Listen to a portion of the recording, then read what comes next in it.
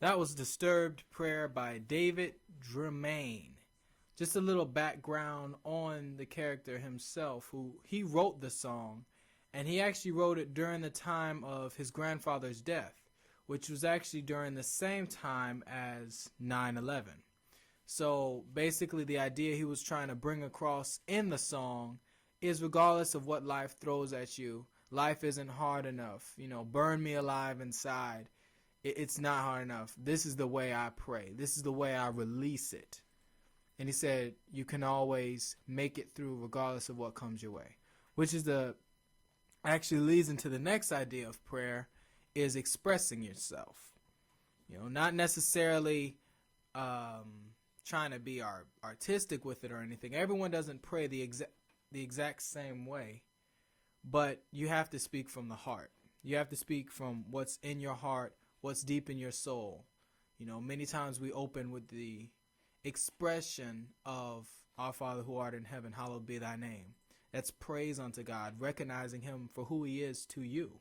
So being expressive in your prayer, I believe, is highly important as you continue on through your prayer. Mm-hmm. Right. You're lying to yourself because you're not fooling God. Mm-hmm. He knows your heart anyway. Right. And you don't know your heart. Mm-hmm. So it kind of defeats you to go before him and not be honest, or to try and hold back.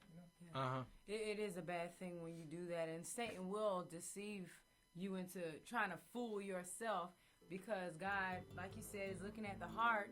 And sometimes the reason I think God wants us to pray out loud is to help us know what's going on down there. That's the importance of honesty, because sometimes, have you ever been saying something or get upset and say something and you didn't mean to say it, but it came out because it was in there somewhere? It may not have been something that you just meditated on, but somewhere deep down it came out because you weren't restraining it.